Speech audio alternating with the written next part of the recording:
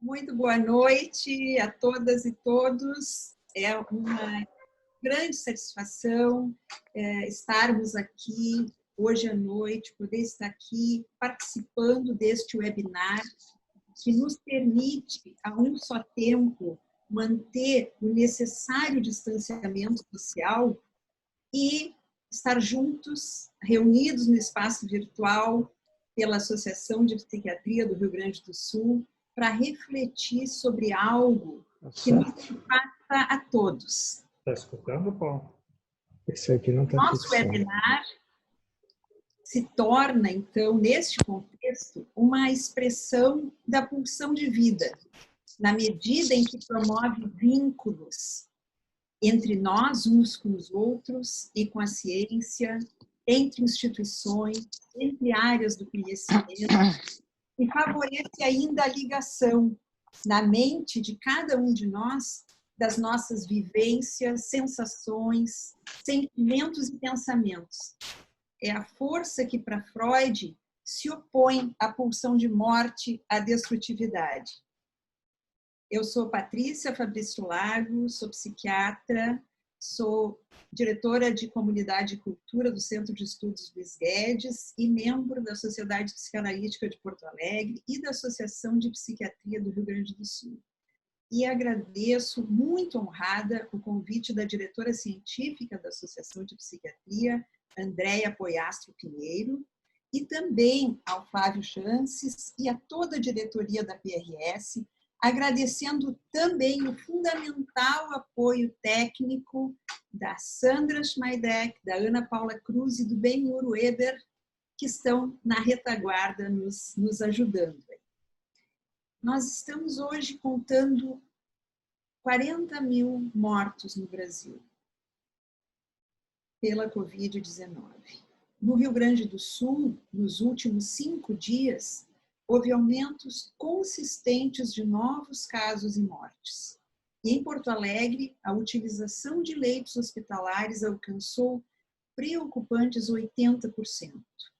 Então, este é um momento desafiador de muitas formas e em muitos sentidos, em que nós enfrentamos perdas e ameaças, não apenas à saúde, mas impactando também questões sociais, questões econômicas, políticas, culturais, ambientais, perdas de liberdade, de contato físico, da rotina e preocupantes ameaças às instituições e à democracia. Como atravessar tudo isso mantendo o bem-estar possível e a capacidade de pensar sem cair na depressão, na angústia ou no negacionismo? Me ocorrem aqui, para fazer a abertura desse momento, as palavras do Érico Veríssimo em Solo de Clarineta, um livro publicado em 1973, e o Érico reflete sobre a função do escritor, que é, de certa maneira, também a nossa função. Então, abre aspas.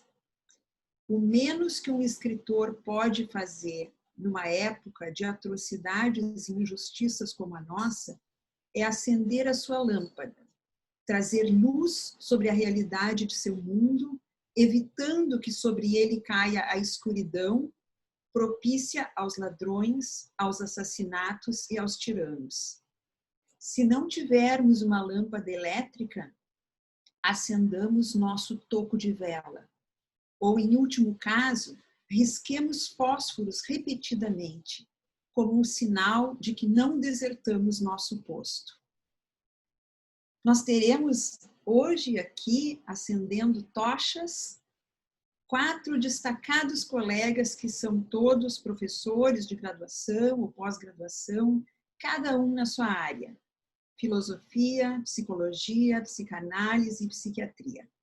Cada um terá 10 a 15 minutos para apresentar a sua reflexão sobre filosofia e saúde mental em tempos de sofrimento e luto. Nós teremos tempo, depois das apresentações, para resposta de perguntas e para debates. Então, por favor, enviem as suas perguntas pelo chat, pelo bate-papo que tem na parte inferior da tela da plataforma.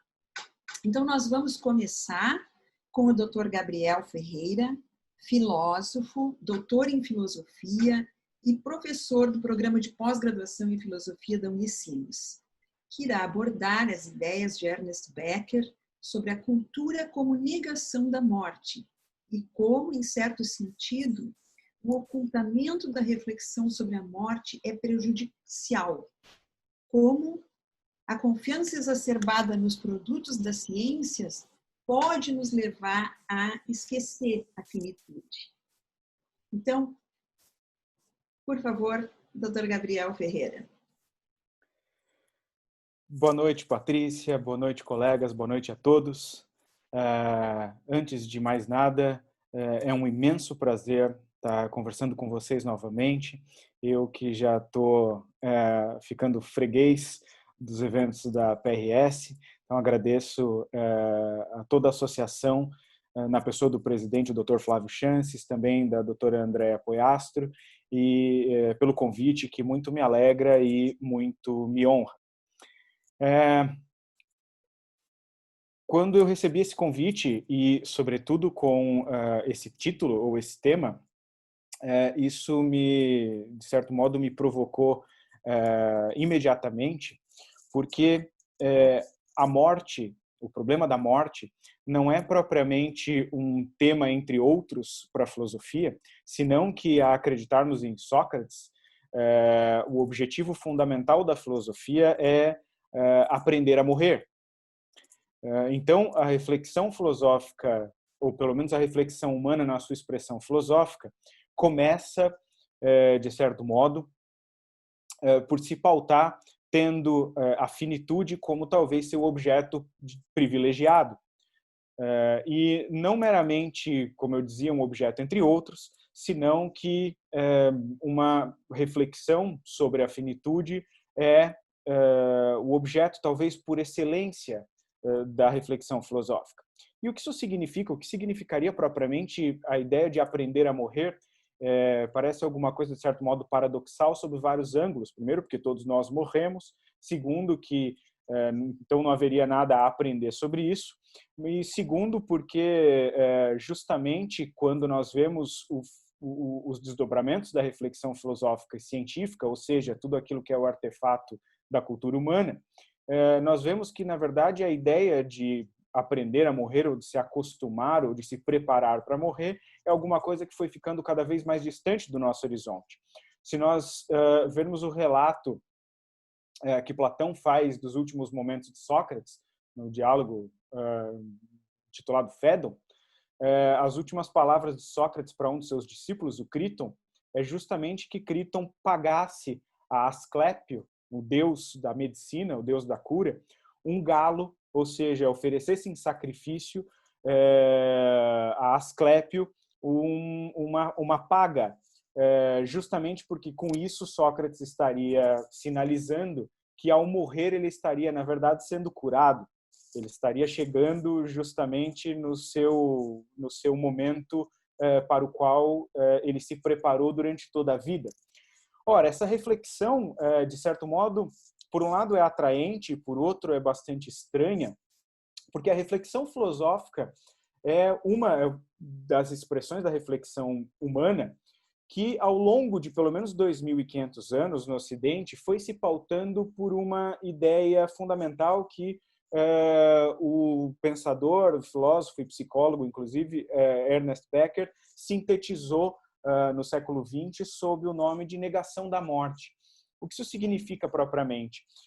Diz o Becker, passando a contrapelo a história do pensamento ocidental, que uma vez que o ser humano é o único animal que se caracteriza por ser insatisfeito para com a natureza, ou seja, ele não se satisfaz com a mera vida biológica, uma vez que as suas reações e a sua dimensão fisiológica não esgota a totalidade das suas expectativas em relação à vida, o ser humano é um animal profundamente insatisfeito com a natureza.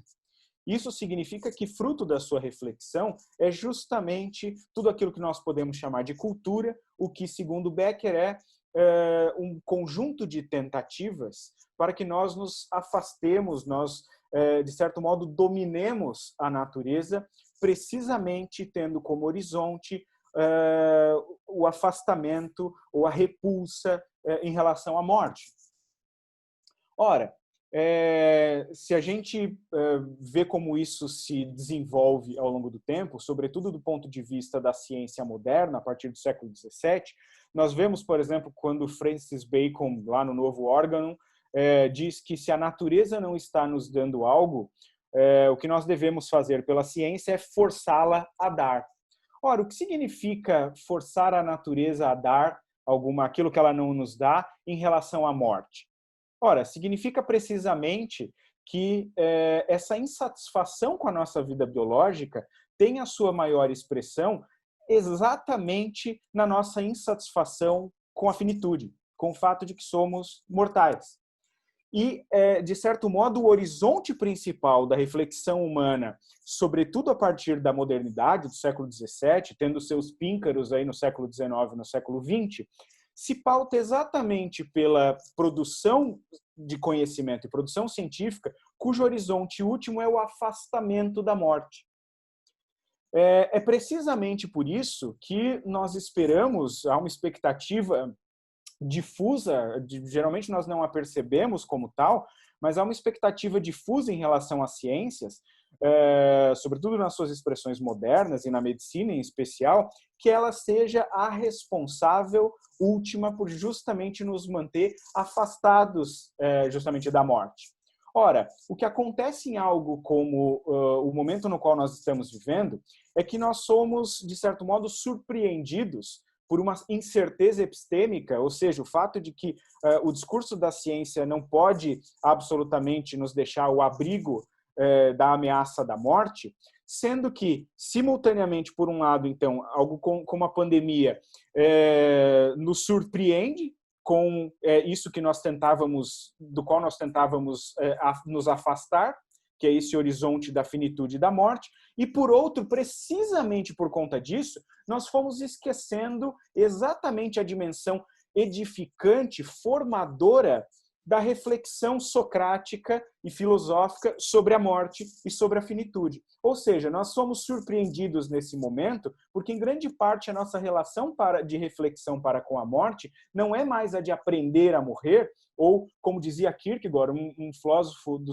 século XIX, que a morte é a maior instrutora da seriedade, ou seja, ela compreender ou contemplar a morte é aquilo que, de fato, dá uma camada de seriedade à vida, foi sendo algo que nós fomos, de certo modo, rechaçando e esperando da reflexão científica na modernidade justamente aquilo que agora ela se mostra como não podendo entregar, ou seja, nos deixar completamente ao abrigo do sofrimento, da morte e do luto. Sendo que justamente a reflexão socrática, a reflexão filosófica sobre a morte e o luto são exatamente aquelas coisas com as quais nós deveríamos estar familiarizados e, como eu falei, sobretudo com a dimensão edificante da reflexão sobre a finitude e a qual nós fomos deixando progressivamente de lado.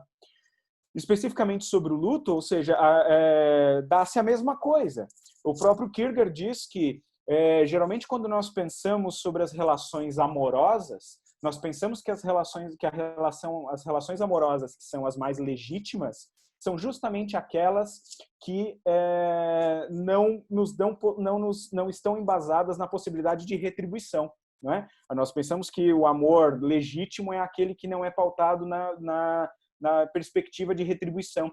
E aí diz o Kierkegaard o seguinte: ora, justamente por isso, então, a obra de amor que consiste em recordar uma pessoa falecida, portanto, o luto, é a obra de amor mais desinteressada e mais legítima possível, porque de antemão está excluída qualquer possibilidade de retribuição. Uma vez que o objeto do amor, o amado falecido, por definição, não pode retribuir. Ora, até a experiência do luto, ou seja, que numa perspectiva filosófica é igualmente edificante, igualmente formadora, nós fomos deixando paulatinamente como uma experiência, de certo modo, repulsiva ou até, eventualmente, patológica.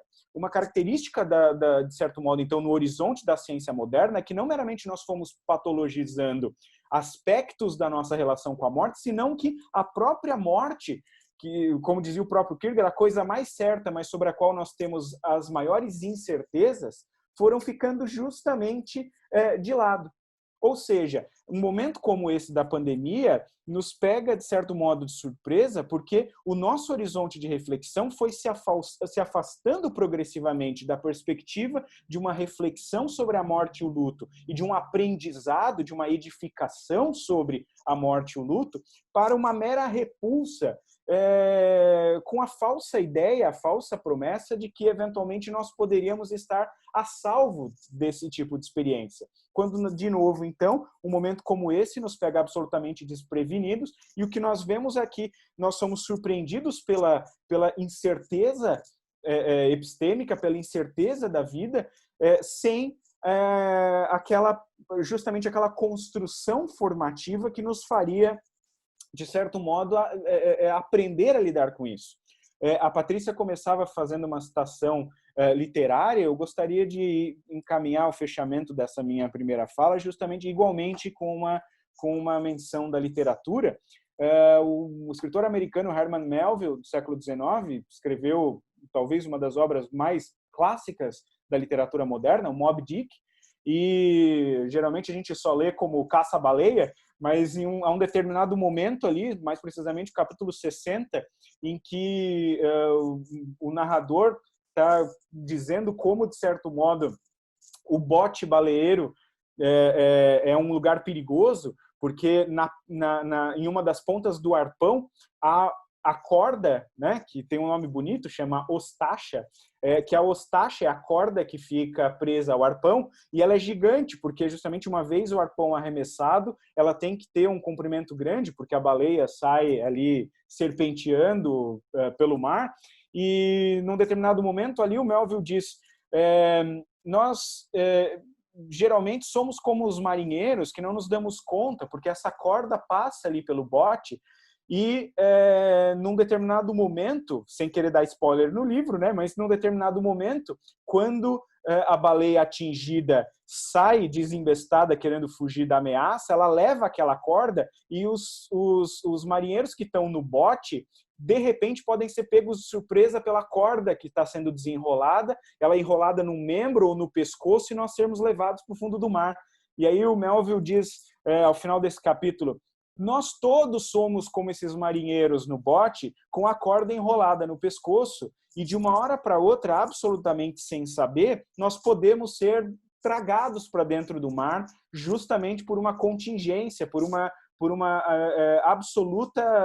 absoluto fato imprevisível. Ora, essa verdade, talvez das mais essenciais da vida, é justamente aquela que nós tentamos a todo custo afastar, né? Na contramão, justamente, da perspectiva socrática, da perspectiva kierkegaardiana, da perspectiva filosófica per se. Ou seja, e aí, num momento como esse, nós deixamos, de certo modo, de nos dar conta do fato, esse sim, absolutamente fundamental e imperativo, de que talvez o objeto por excelência da nossa reflexão não deveria ser meramente como contornar o incontornável, como tirar a corda do pescoço ou como pular do bote antes que a ostacha nos tome presa, senão que deveria ser justamente uma tarefa de aprendizado, de educação, de paideia, como diziam os gregos, de formação fundamental. Uma habilidade que, infelizmente, foi ficando cada vez mais longe do nosso horizonte, longe da nossa perspectiva, e agora somos todos, de certo modo, tomados de sopetão ante, de certo modo, um desamparo da perspectiva epistêmica, um desamparo do que a ciência eventualmente pode nos dizer, e frente a um despreparo da nossa completa e absoluta inépcia em aprender a morrer. Muito obrigado, Patrícia.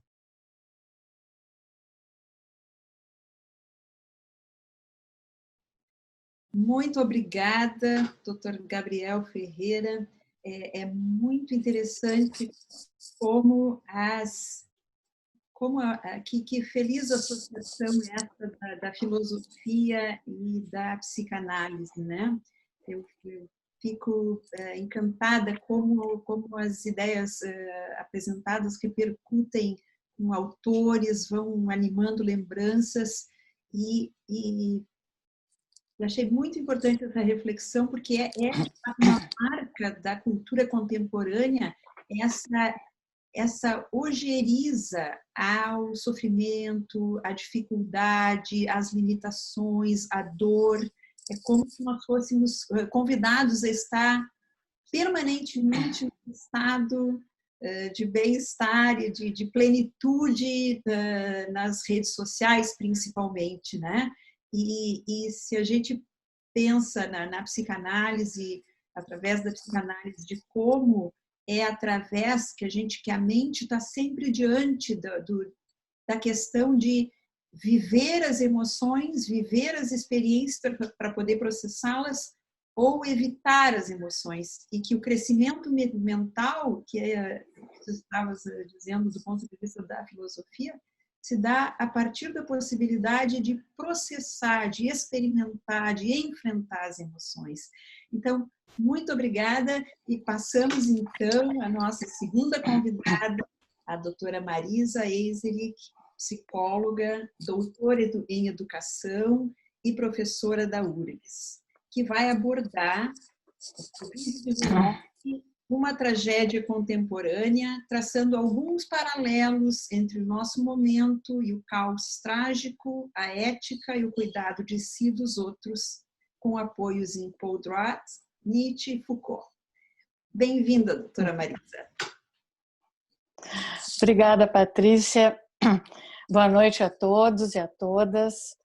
Eu também quero iniciar agradecendo o convite que eu recebi com muito prazer da Andréia e da diretoria da APRS, e também de poder compartilhar esse momento com os colegas e com todas as pessoas que estão ouvindo aqui.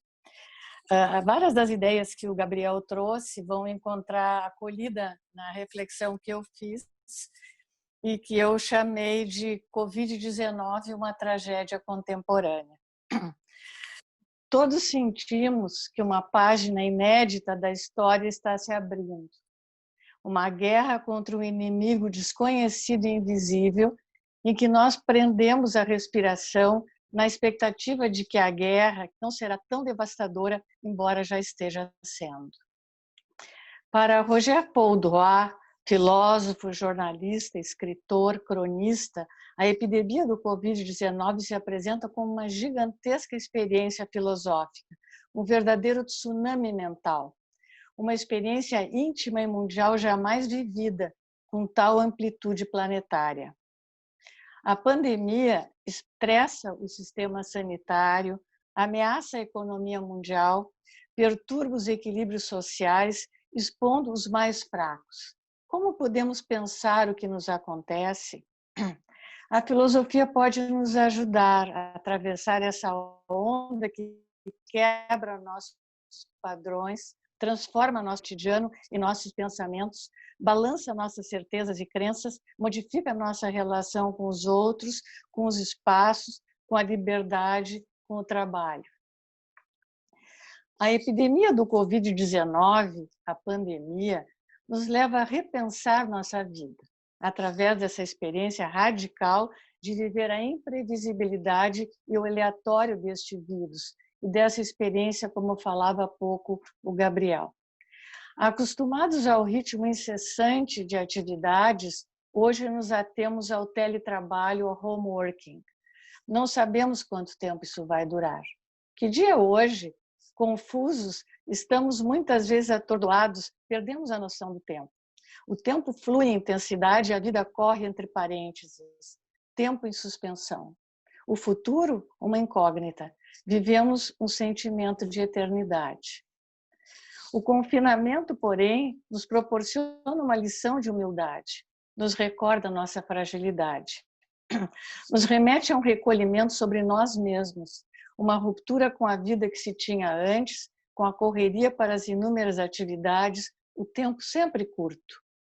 Somos convidados ou obrigados a refletir sobre o nosso modo de vida, sobre o que é verdadeiramente importante diante da incredulidade desse momento surreal e inédito. É possível perceber ou sentir essa situação como um momento de verdade? Com uma dessas raras épocas em que não somente as pessoas, mas uma comunidade inteira se interroga sobre a pertinência de seu modelo, sobre seus valores, sobre o que se deseja salvar e manter frente ao caos? Este adornamento dos nossos modos de vida, já em revisão em função do aquecimento do clima, não será uma oportunidade de pensá-los? Imersos no confinamento, experimentamos o desborde de nossa vida cotidiana. O que era possível, corriqueiro, normal, passa para a ordem do impossível, do impedimento. O contato com nossos queridos, o aperto de mão, o abraço, o beijo, a conversa, o encontro. Saudades dos bate-papos nos cafés, dos restaurantes, dos cinemas, dos teatros, dos concertos proibidos. Mas também outras possibilidades se abrem. A descoberta e o desfrute do convívio com os mais próximos, dos lugares e das coisas da casa, das tarefas domésticas, nem sempre agradáveis, das inúmeras aprendizagens possíveis, do usufruto dos hobbies e cursos online. A intensidade das relações se intensifica para o melhor e para o pior. Nunca se viu, né, tanta violência doméstica e tantos conflitos como a gente está vendo. Entra em ação outra ordem de sentido, o cuidado de si e dos outros, frente à nossa vulnerabilidade. Solidão e confinamento, a nova realidade. Outras formas de relacionamento se apresentam, virtuais, online. As telas são nosso ponto de encontro, nosso laço com os outros, com o mundo.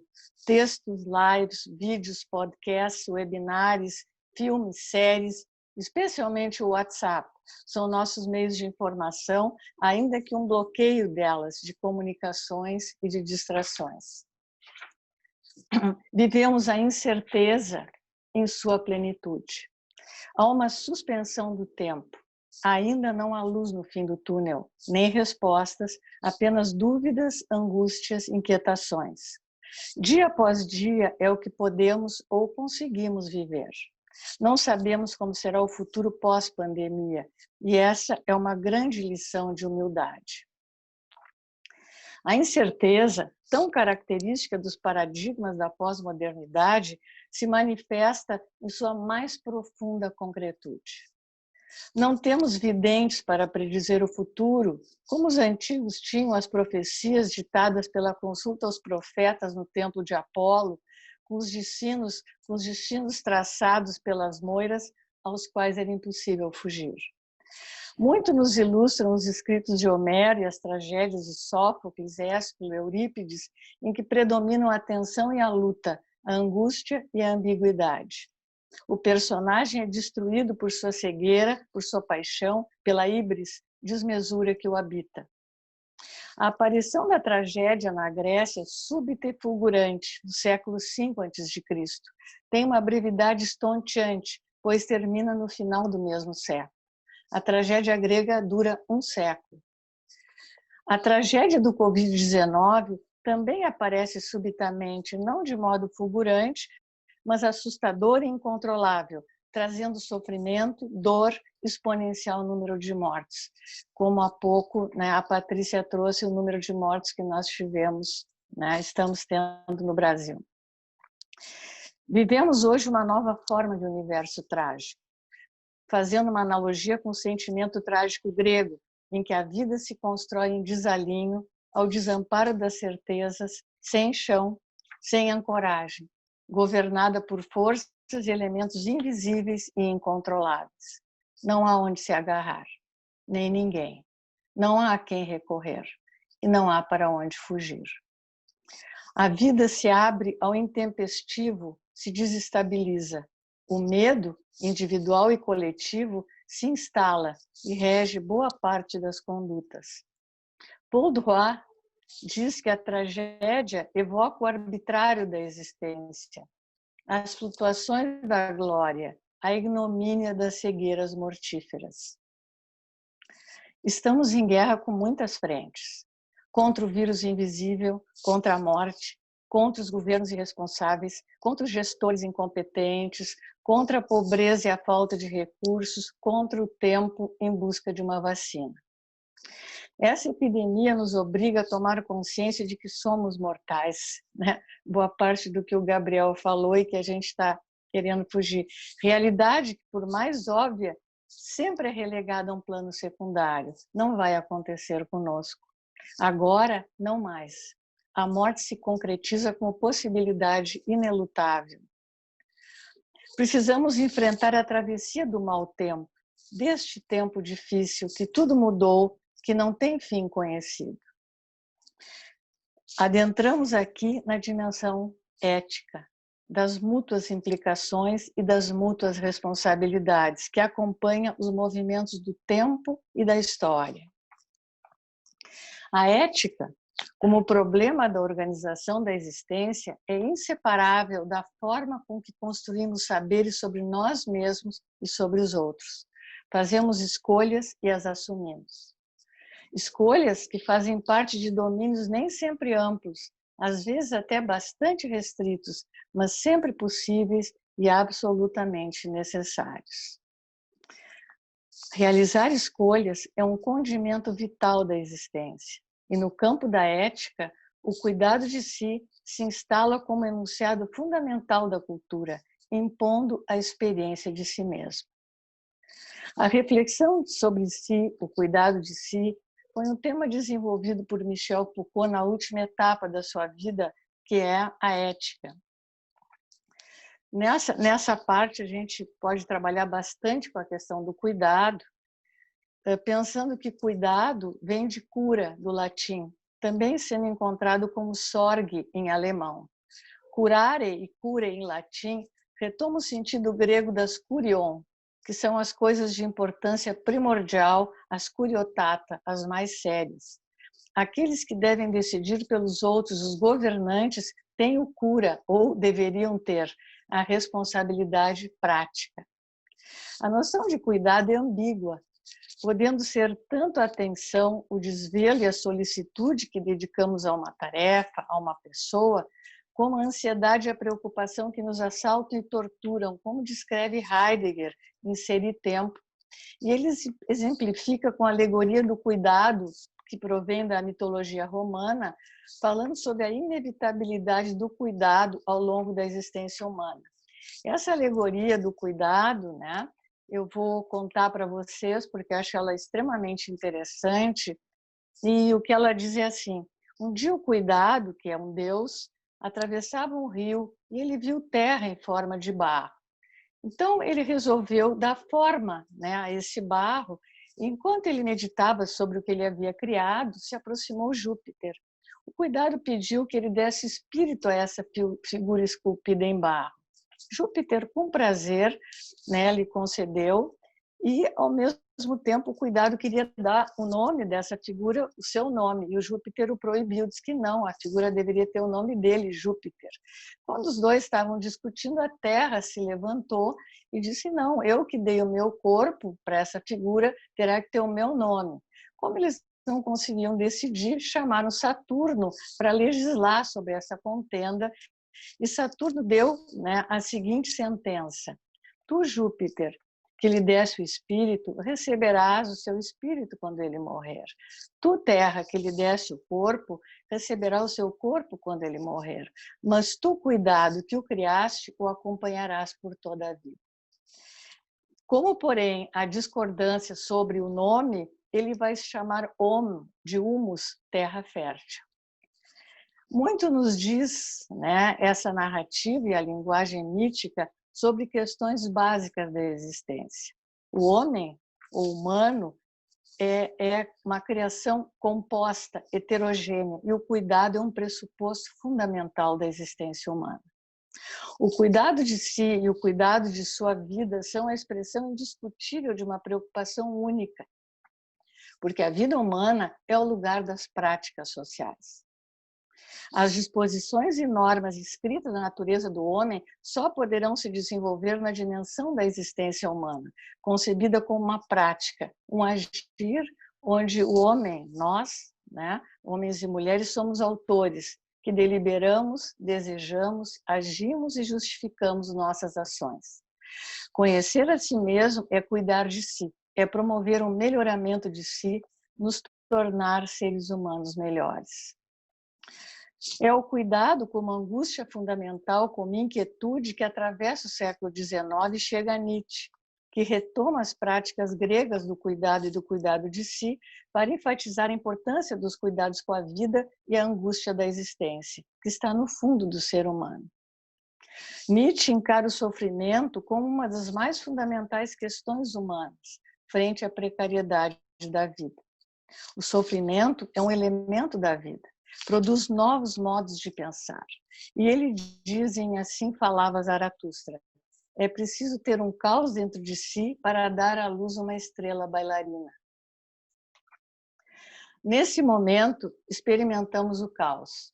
Rupturas radicais em nossos modos de existência, nas formas de relação conosco mesmos e com os outros, permeados pelos enormes recursos provindos da internet e da tecnologia. Podemos ter interlocuções que vencem o espaço e o tempo. Nada, porém, desfaz nossa humana natureza, feita de humus, terra, que nos conduz à humildade de nos reconhecer como corpos vulneráveis, sujeitos à doença e à morte. Somos nossas escolhas, que nesse momento oscilam entre a liberdade e o isolamento, o risco e a proteção, a vida e a morte, o individual e o coletivo, numa inquietação permanente. Importa desenvolver potências de vida, de luta e de resistência. Vivemos o estranhamento de lidar com um inimigo ainda muito desconhecido, invisível e imprevisível. As explicações são múltiplas, as vozes polifônicas. Predomina o dissenso. Estamos mergulhados no paradigma da incerteza, o ingrediente básico da complexidade. E aí Edgar Morin nos ensina que é preciso compreender a articulação inovadora entre a ordem e a desordem, misturando-as, confrontando-as, considerando que a ordem é tão misteriosa quanto a desordem.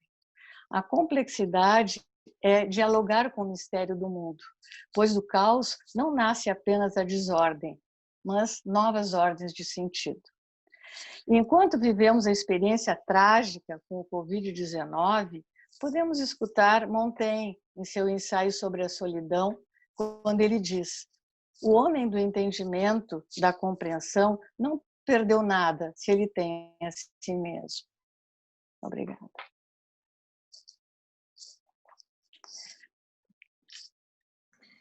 É isso, Patrícia.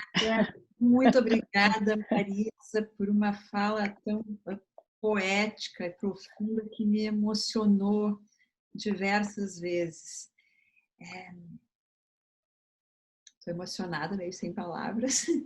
Vou passar, então, diretamente para o nosso próximo palestrante, Dr. Cláudio Eiserich, psiquiatra, doutor em medicina, professor emérito da URGS e membro efetivo e didata da Sociedade Psicanalítica de Porto Alegre, que vai nos falar, a partir do vértice da psicanálise, sobre o estoicismo necessário, as defesas contra a realidade da pandemia, as redes sociais, o sentimento de solidão, lutos e as formas possíveis de resistência. Muito bem-vindo, Cláudio. Boa noite a todos. Obrigado, Patrícia. Queria inicialmente agradecer o convite da Andréia Pinheiro e do Flávio Chances para participar desse webinar em companhias tão amigas quanto ilustres. do Gabriel, do Paulo e da Marisa.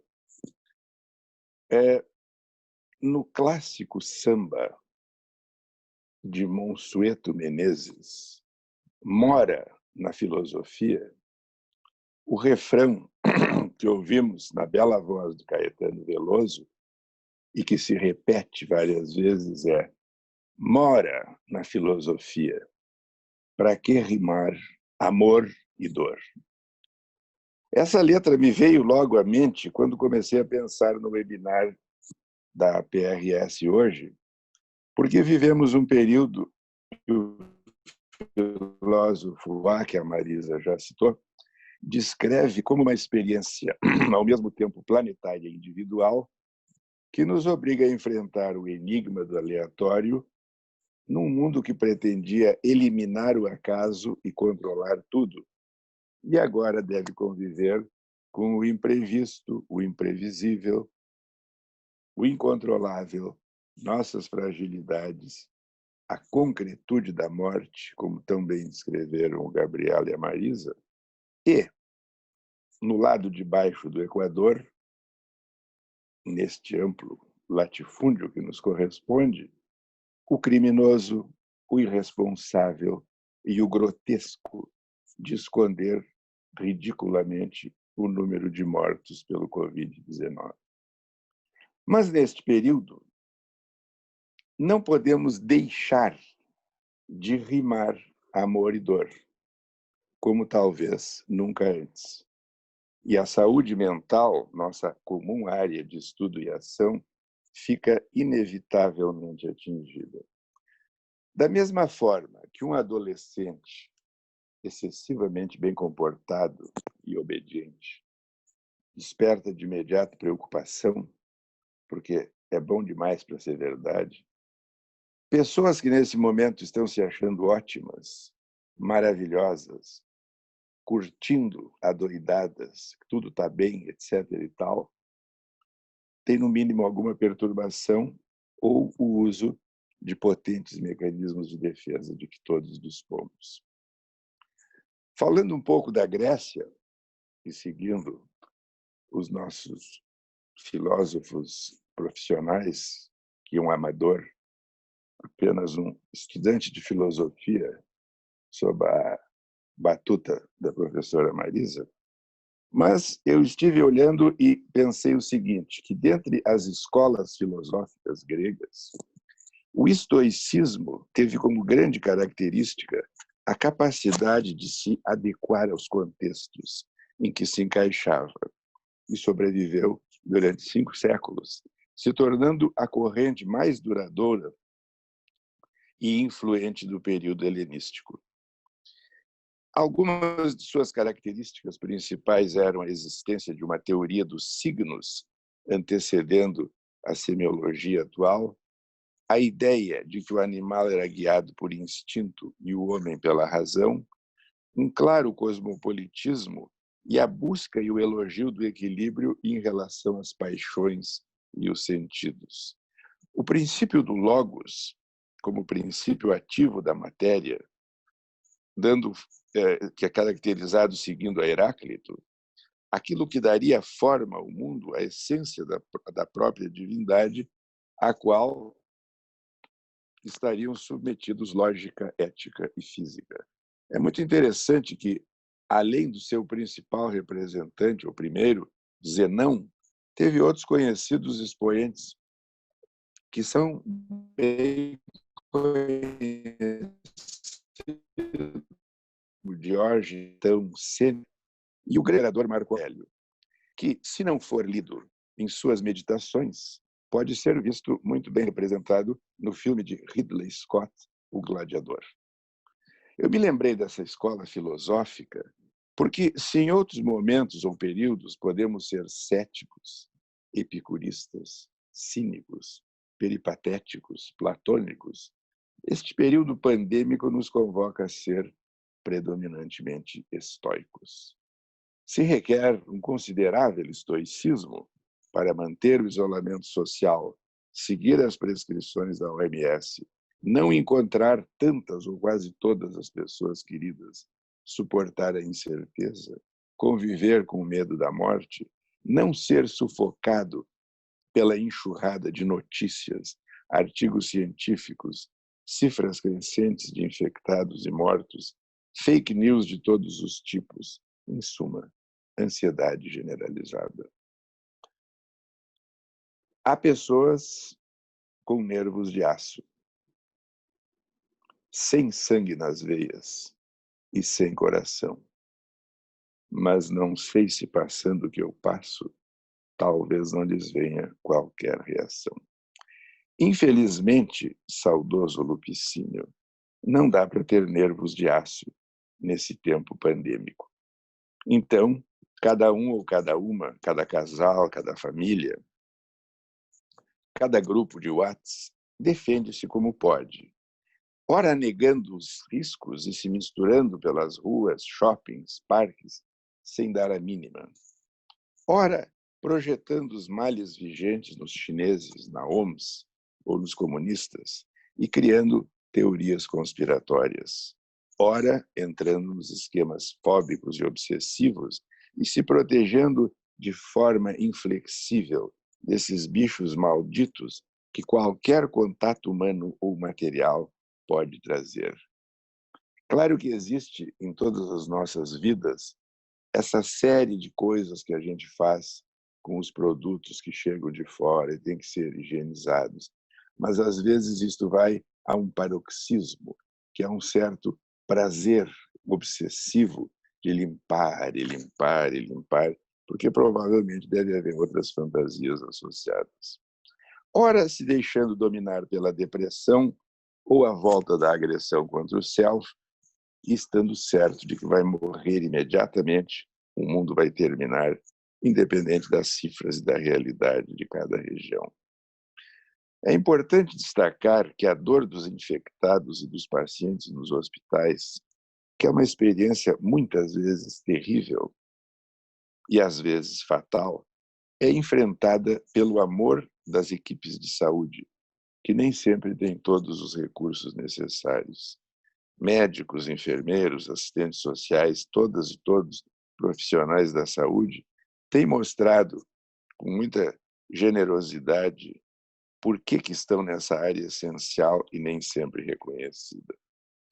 Dentre os muitos que trabalham com a saúde mental, eu observo que os psiquiatras, os psicólogos, os psicanalistas têm tido, neste período, uma inédita experiência de atendimento online. E, ao contrário do que alguns pensavam, evidenciam que é possível continuar desenvolvendo o seu trabalho clínico.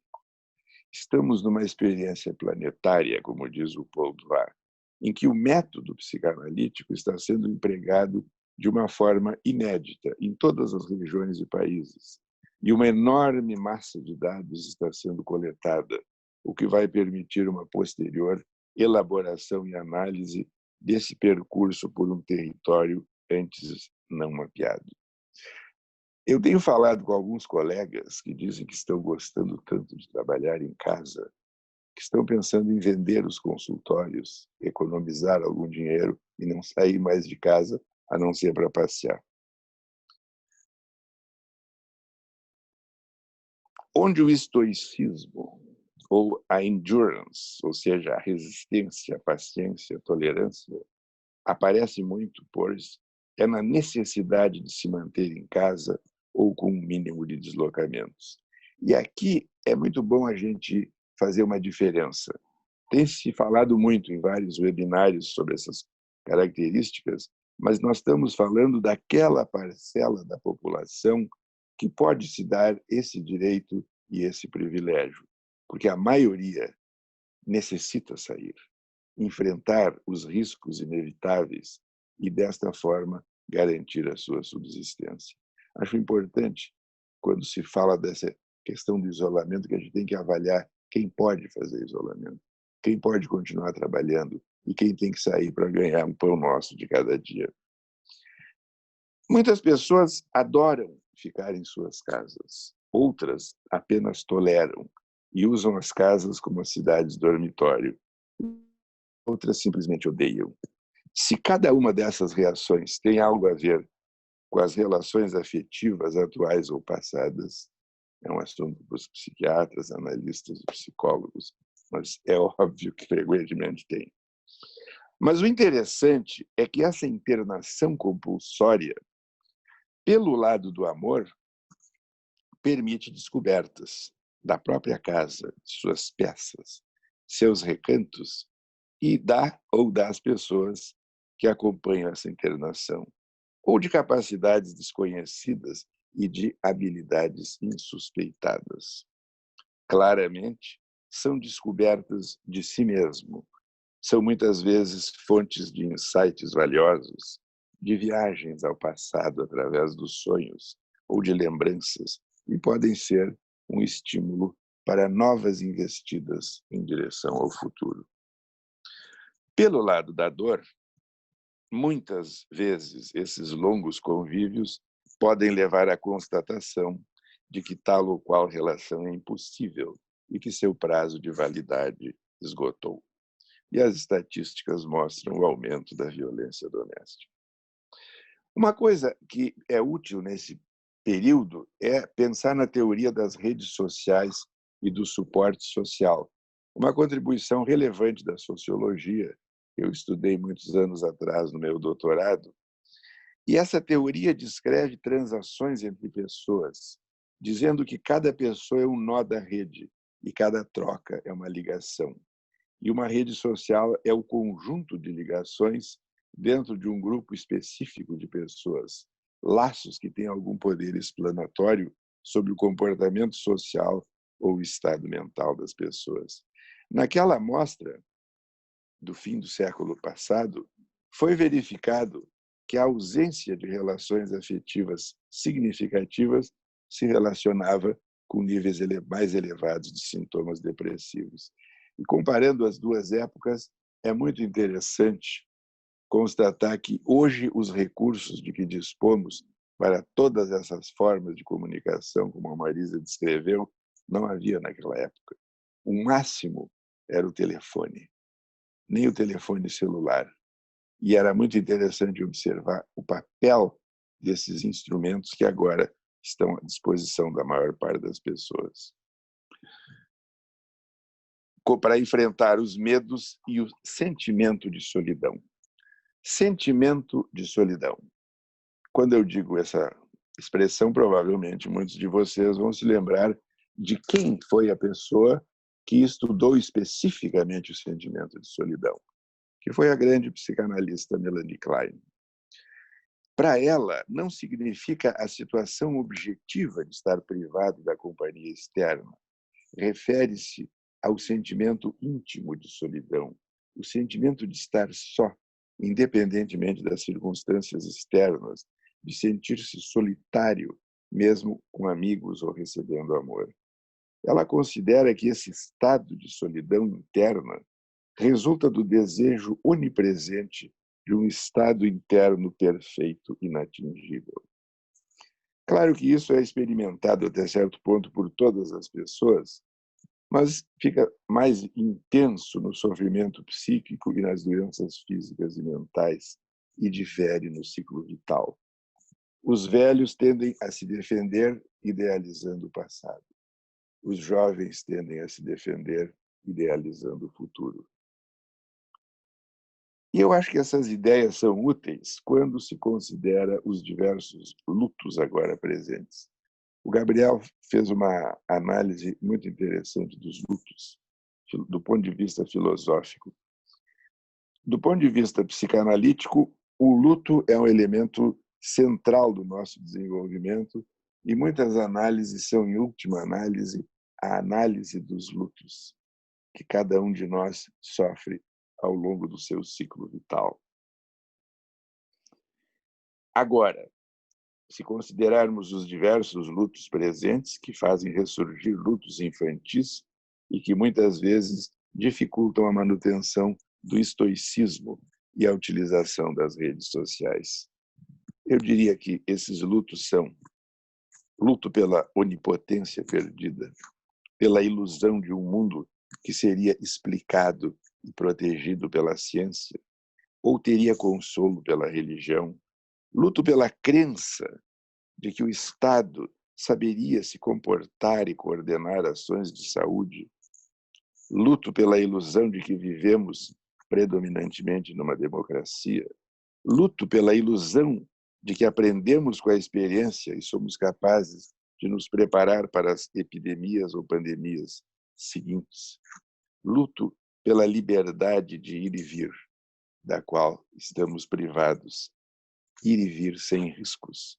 Seja um tranquilo passeio no parque, seja uma saudosa viagem a Paris. Luto pelas famílias unidas e tantos outros lutos. Por mais difícil ou desafiador que possa ser ou parecer, temos que aprender a rimar a dor do isolamento, da incerteza, do medo, da insegurança, com o amor do convívio conosco mesmos e com o possível aumento da intimidade com quem somos e com os que amamos. É isso. Muito obrigada, Cláudio. Fez uma abordagem que passou por diversos aspectos. Um ênfase aí, se nós fôssemos enumerar as quantidades de lutos que nós estamos vivendo nesse momento, luto da ilusão quanto aos nossos governantes, não só no terceiro mundo, mas também no primeiro mundo.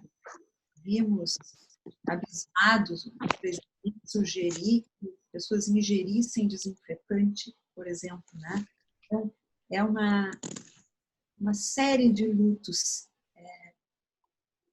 E que dificuldade é essa de rimar amor com dor, amor pela humanidade num momento em que a gente fica também com os nossos amigos, com os nossos colegas, às vezes chocados com as ideias, ou enfim, né? Mas vamos passar então para o nosso último palestrante. Já vi que temos uma série de perguntas, temos 170 pessoas nos assistindo, participando, enviando perguntas. Então, vamos passar agora para o Dr. Paulo Seixas, que é médico, psiquiatra, mestre em filosofia, professor e supervisor do curso de especialização em psicoterapia psicanalítica do CELG e que coordena o setor de filosofia e psiquiatria na Associação do Rio Grande do Sul, e quem idealizou este nosso webinar. Então, o Paulo vai fazer breves considerações filosóficas sobre o momento atual a partir de um texto de Freud. Tudo contigo, Paulo. Boa noite, pessoal. É uma alegria, uma satisfação estar aqui no meio de tantos colegas aí que já tivemos oportunidade no passado de participar de eventos, de simpósios, de mesas redondas. E agora eu tive uma lembrança, assim, uma grata lembrança de um fato do passado. Aqui tendo o Cláudio Zeric aqui conosco, de que o Cláudio fez parte da minha banca examinadora da dissertação de mestrado, quando eu defendi o meu mestrado na URGS. Então, eu tive o prazer de ter o Cláudio como meu examinador dentro de uma banca, e que, inclusive, do alto da banca me tranquilizava em momentos um pouco mais tensos, um pouco mais complicados da arguição. Ele sorria e fazia um gesto assim, como aqueles, calma, calma. Até hoje me lembro disso. Não sei se tu lembra, mas eu lembro. Bom, eu vou começar citando um texto do Freud, dos Idos de 1915, sobre a transitoriedade. E esse texto vai servir como uma espécie assim, de introdução e de guia para algumas colocações que eu gostaria de aproveitar, fazendo uma ponte entre o dinamismo psíquico, entre o funcionamento psíquico e um viés filosófico de cunho existencialista. Eu vou resumir brevemente esse texto do Freud sobre a transitoriedade. Nesse texto, o Freud fala de um passeio acontecido num dia de verão, acompanhado de 2 amigos. Então ele diz: não faz muito tempo, empreendi num dia de verão uma caminhada através de campos sorridentes na companhia de amigos. O grupo de amigos admirava a beleza da paisagem num estado de deslumbramento. Entretanto, um dos amigos não extraía disso qualquer alegria, pois perturbava-o o sentimento de que toda aquela beleza estava fadada à extinção quando sobreviesse o inverno, assim como toda beleza que os homens criam ou poderiam criar. E exclamava: não, é impossível, isso é um absurdo, é insensato que toda essa beleza venha a desaparecer. Freud discordou dessa posição do amigo. Eu não sei se ele chegou a verbalizar ou se apenas pensou. O texto não é muito claro sobre isso. Mas o que o Freud diz no texto é o seguinte: é incompreensível que o pensamento sobre a transitoriedade da beleza interferisse na alegria que dela usufruímos. E enfatiza: uma flor que dura apenas uma noite, nem por isso nos parece menos bela. Nada perde seu valor por sua limitação temporal. E nossa libido é livre para substituir os objetos perdidos por novos. E assim reconstruiremos tudo outra vez. Bom, eu acho que essas dicas desse texto do Freud já nos servem assim de introito, de introdução para o que nós podemos pensar sobre a questão da filosofia existencial, que aqui eu vou tomar como base dois pensadores. O Karl Jaspers, que inclusive foi médico e psiquiatra, e faleceu nos anos de 1960, e do Gerd Bornheim, que é um filósofo brasileiro e gaúcho. Esses 2 filósofos, no seu viés existencialista, que estudam a postura do homem de ser no mundo e de estar no mundo, eles detectam 5 posições básicas fundamentais que são situações, assim, posições que nós todos vivemos ao longo da existência, de uma forma alternada, mas todos passamos a viver essa experiência. Uma seria a admiração ingênua, espontânea. A outra seria a experiência negativa. Depois, a superação da experiência negativa e, finalmente, a importância da experiência negativa. Vamos detalhar um pouco cada uma. A admiração espontânea, que ele caracteriza como admiração ingênua e confiança dogmática na realidade, aqui não são usadas no sentido pejorativo ou infantilizado, mas usada no sentido do indivíduo ter a capacidade de gozar confortavelmente de um sentimento empático com o mundo, sentir-se unido ao real como plenitude de presença. Quer dizer, quantas vezes ao longo da vida nós temos esse sentimento assim de perfeitamente situados na vida, de bem com a vida. E nós podemos situar isso na própria descrição do Freud. Uma caminhada através de campos sorridentes, numa amena tarde de verão, havia um gozo ingênuo, uma espécie de união empática com o mundo. Mas em algum momento, e de alguma forma, o surgimento da experiência negativa acontece. E acontece com a gente. Diante de uma frustração, diante de um sofrimento, diante de uma mágoa, então existe uma espécie de ruptura com esse mundo que nos parece abrigar de uma forma muito confortável. E nós podemos falar assim de que hoje, atualmente, isso está ocorrendo. No texto do Freud, isso aparece na porta-voz do amigo que dizia que não extraía qualquer alegria do que estava acontecendo e dizia: não, essa beleza é um absurdo, é impossível, já que ela vai desaparecer. Isso é um pesadelo, isso não pode acontecer. Nós também dizemos isso nesse momento, de certa forma. O que acontece, do ponto de vista filosófico existencial, nessa experiência negativa, nesse pathos, nesse sofrimento que nos acomete e que agora, de certa forma, nos está pegando a todos? Existiria basicamente uma espécie de abalo dos vínculos existenciais.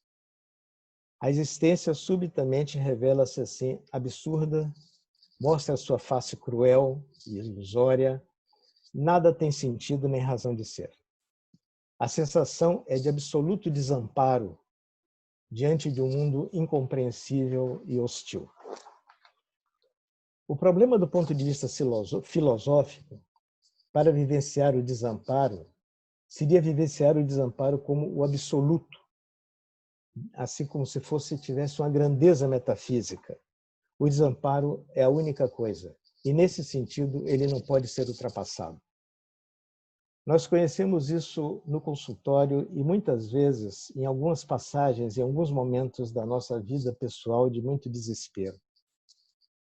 Mas isso é tão intenso no pensamento, na cultura, na filosofia, em todas as épocas, que todas as ciências humanas sempre se ocuparam com a questão do negativo, do mal e do sofrimento.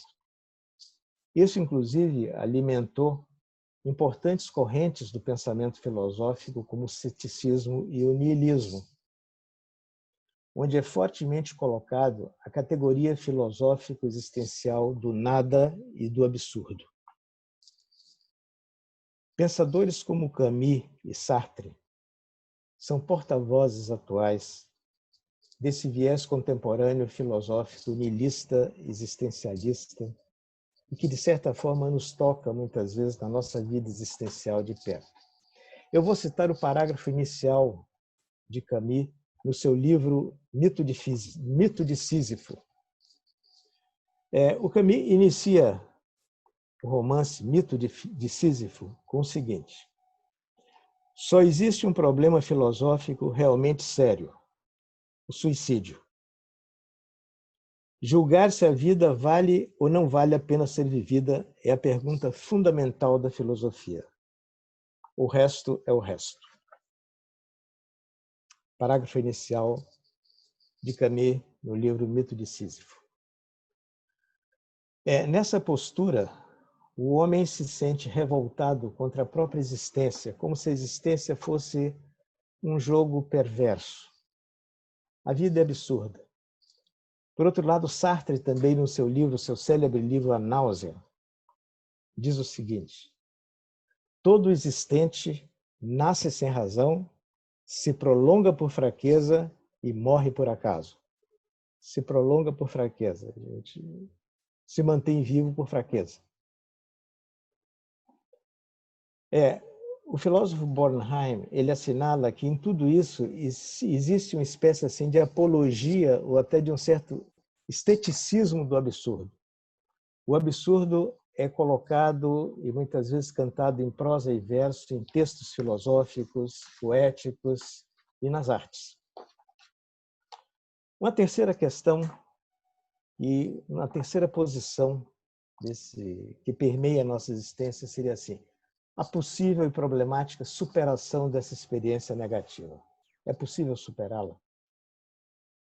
A superação da experiência negativa passaria necessariamente pela descaracterização do seu caráter absoluto e implicaria num olhar mais abrangente sobre um horizonte maior, dentro de uma perspectiva mais englobante. Por exemplo, no texto do Freud sobre a transitoriedade, a possibilidade da superação só é cogitada pelo Freud quando colocada num nível maior de consideração. Nada perde seu valor diante da limitação temporal, ou seja, a delimitação temporal é um relativo que não deve ser considerado um absoluto. E por causa disso, porque é relativo, não é absoluto, nós podemos reconstruir tudo de uma vez, tudo outra vez.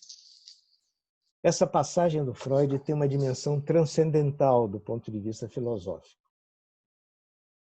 Uma perda atual, ainda que por demais sentida do ponto de vista subjetivo, não significa a desqualificação objetiva da vida, em letra maiúscula, na sua dimensão transcendental.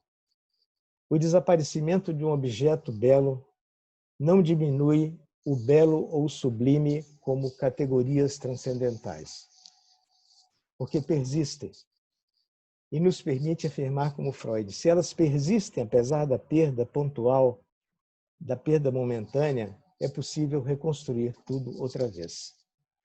Se não existir essa consciência, não é possível se pensar em superação.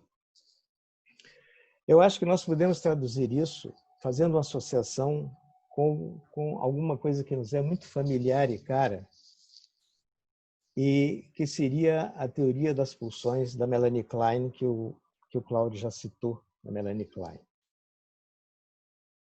Podemos ver a questão da posição da Melanie Klein da seguinte maneira. Se o seio mal não se transformar num absoluto, se o seio mal não for uma grandeza metafísica absoluta, capaz de anular o seio bom, estaremos então no horizonte da superação do impacto negativo. Passaríamos agora para terminar o último item, a importância da superação, a importância da própria experiência negativa. Seria possível tirar alguma lição da experiência negativa, do sofrimento? Nós veremos que não apenas é possível tirar lições, mas que essa experiência negativa é um elemento essencial na evolução e afirmação do processo existencial, eu diria, psicológico. A Marisa fez uma citação que eu gostaria de repetir. O sofrimento produz novos modos de pensar, referindo-se a Nietzsche.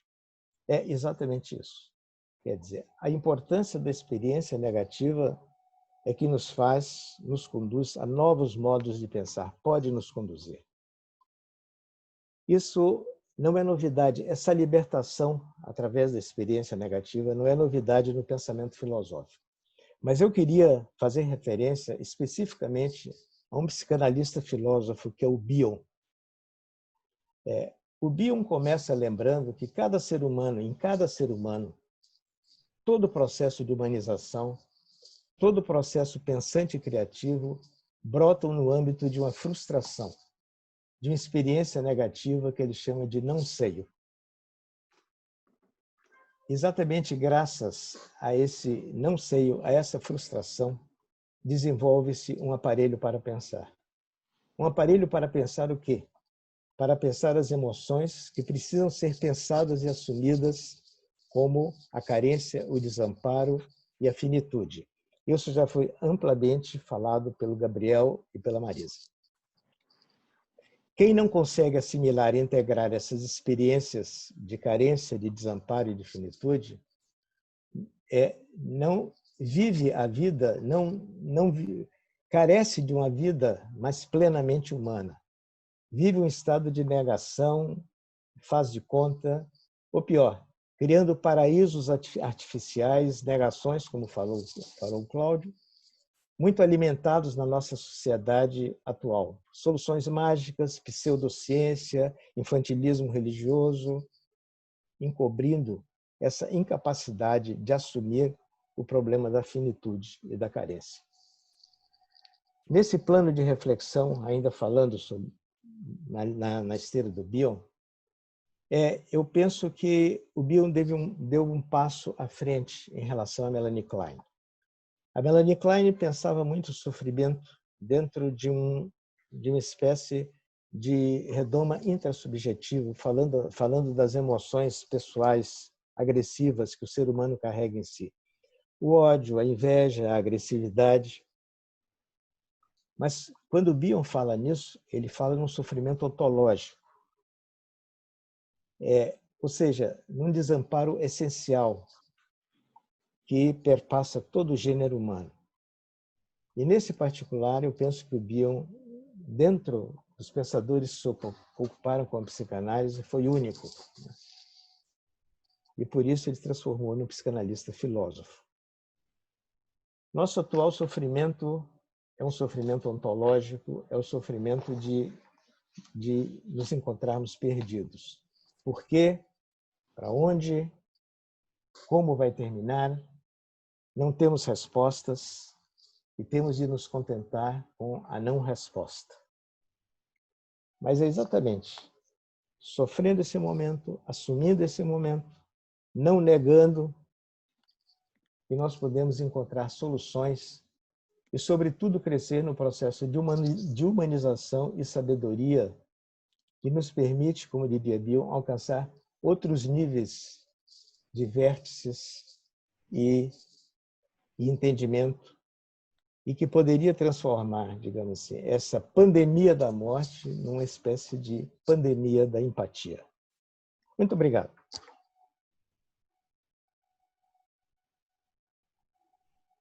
Puxa, Paulo, pandemia da empatia, que encerramento, né?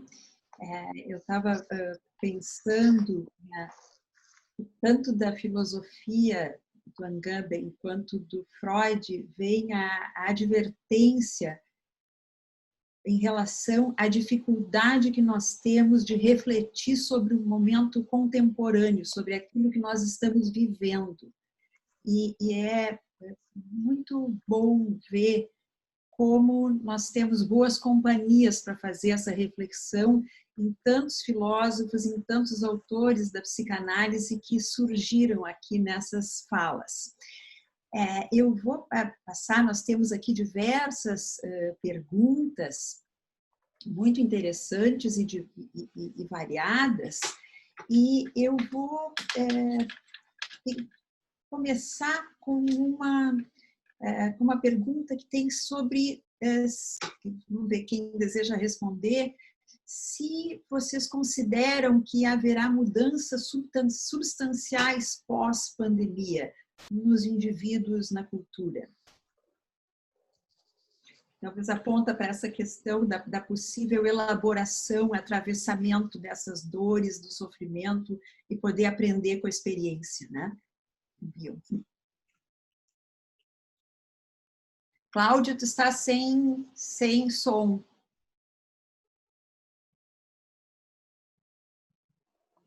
Era para não falar. Porque o que eu vou dizer não é muito agradável.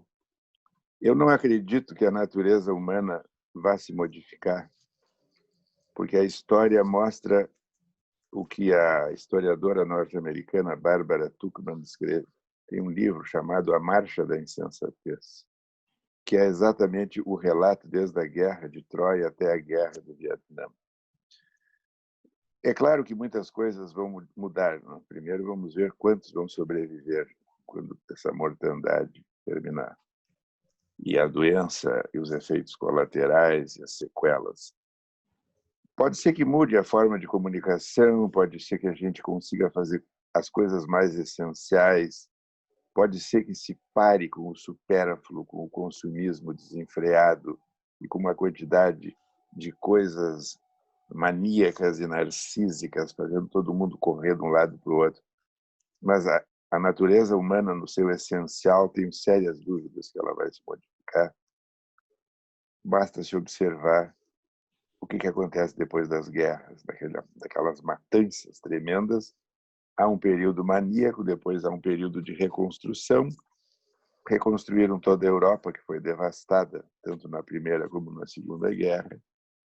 Fizeram um maravilhoso plano econômico, social e político, e agora já estão começando a brigar, se subdividir e lutar pelos interesses nacionalistas e pelas forças de direita que começam a se emergir em todos os setores. Então, eu acho que o ser humano é um ser complexo.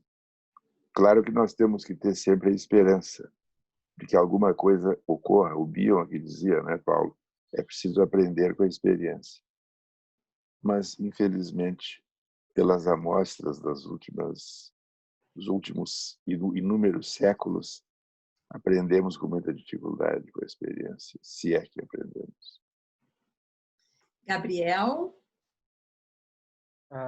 Fiquei feliz que eu não, junto com o Cláudio, não vou ser o único a ser o pessimista, o estraga-prazeres da noite, mas eu respondi esses dias a uma entrevista na qual eu fui perguntado exatamente a mesma coisa, E eu dizia a jornalista que devolvi com uma pergunta a ela dizendo: e você vê alguma razão para que nós pensemos que vamos sair melhores disso, ou que vai haver algum incremento civilizacional por conta disso? Nós já passamos por momentos tão ou mais críticos ou trágicos do que esse, ou seja, de Auschwitz a guerra contra os gauleses no Império Romano, de outras pandemias e outras pestes a quaisquer outros conflitos. Ou seja, como dizia o Cláudio agora, o ser humano não precisa de muita coisa para ser terrível, mas precisa de bastante coisa para eventualmente se afastar da sua inclinação natural ao mal, ao caos e à absoluta desordem. Ou seja, na verdade, o que eventualmente nós ganharíamos com esse cenário seria um elemento, um material a mais para refletirmos sobre a própria natureza, mas que isso por si nos traria um incremento, porque as pessoas estão eventualmente aí sendo obrigadas, de certo modo, a fazer determinadas reflexões. Ou seja, eu sou bastante cético. As pessoas, eu acho que não há nenhuma razão para que nós pensemos nisso. O fato de que as pessoas estejam trancadas em casa fazendo receitas de internet simplesmente, absolutamente, não há nenhum elemento civilizacional nisso. Para terminar, citando o Karl Jaspers, que o Paulo mencionava na sua ótima fala, o Jaspers dizia no começo do século XX já que, se do ponto de vista das ciências naturais nós avançamos muito, do ponto de vista moral nós nem sequer havíamos chegado em Platão. Não vai ser essa pandemia que vai dar esse salto civilizacional, infelizmente, Patrícia. É preciso tolerar o negativo, a frustração conosco mesmo, né? A nossa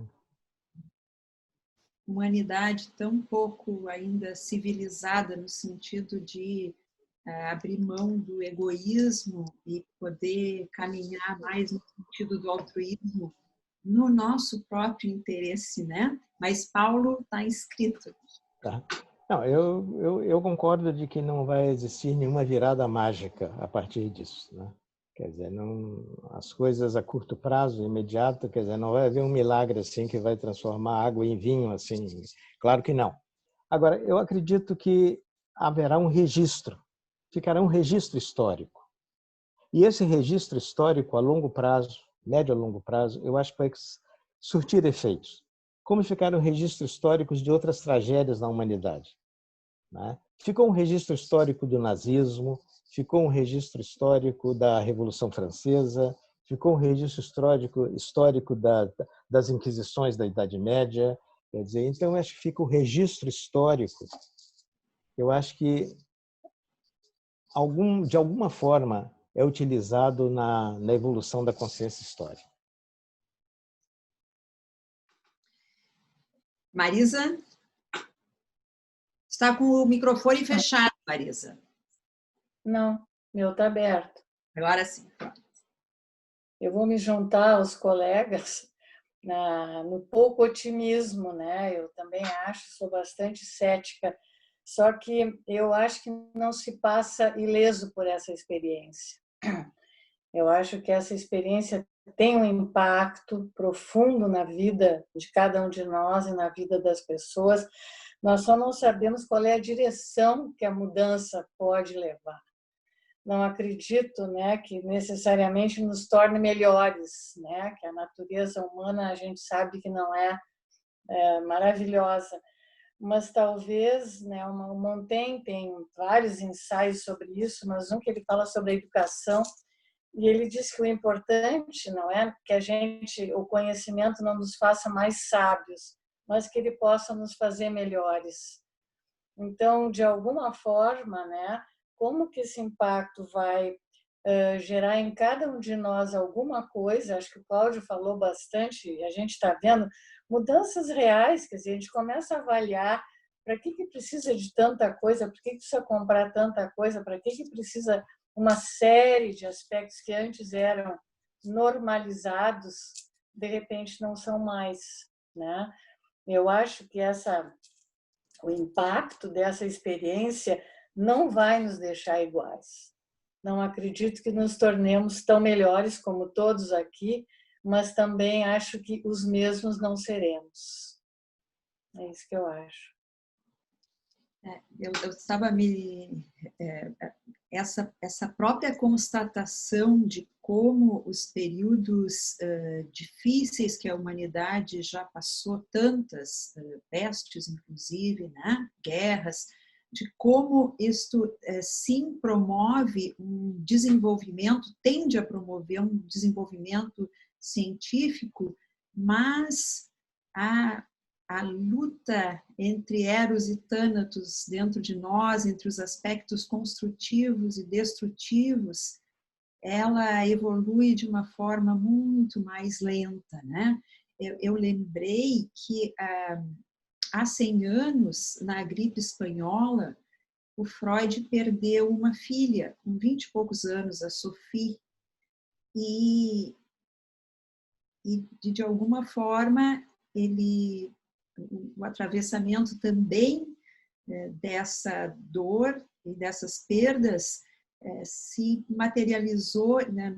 Foi em 1920 que ele introduziu o negativo, né? Até então era só o princípio do prazer, e aí vem, além do princípio do prazer, um texto que certamente essa vivência de perda e entre outros elementos que a gente sabe que contribuíram para essa elaboração teórica, né? Se é possível processar essas experiências que são tão pouco processadas que a humanidade evolui com essa lentidão, né?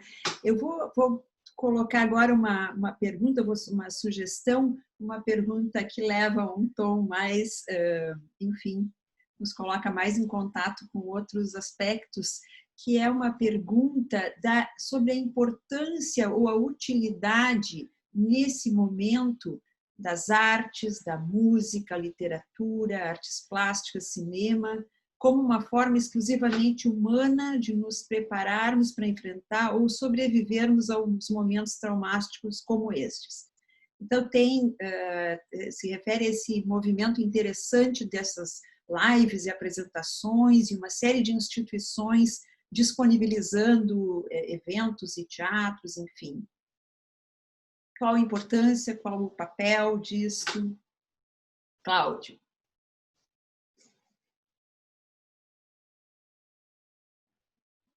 Teu som.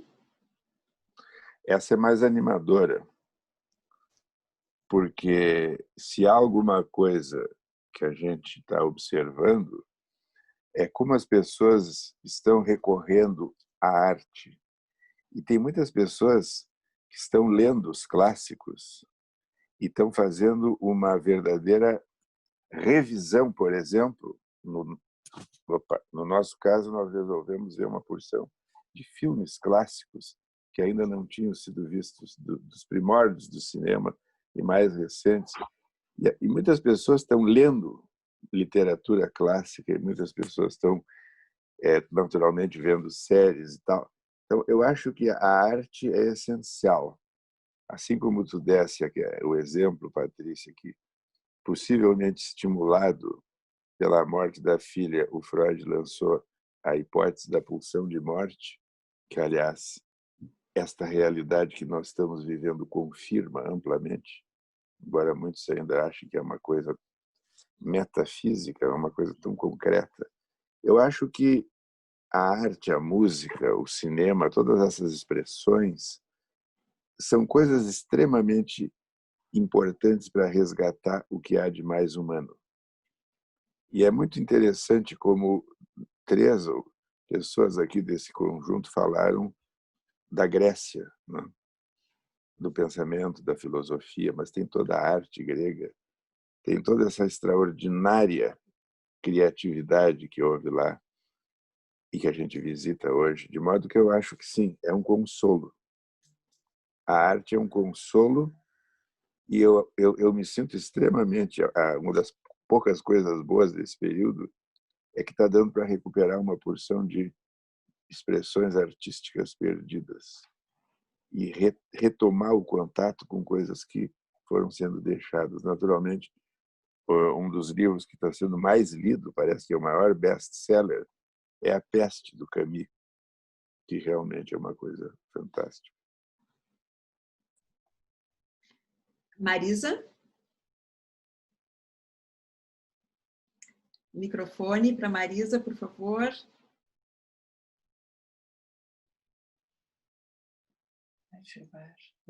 Pronto. Eu acho que essa pergunta é extremamente importante. Acho que o Cláudio traz, né, essa dimensão. Eu acho que somente a arte pode nos salvar ou, de alguma forma, vencer a morte.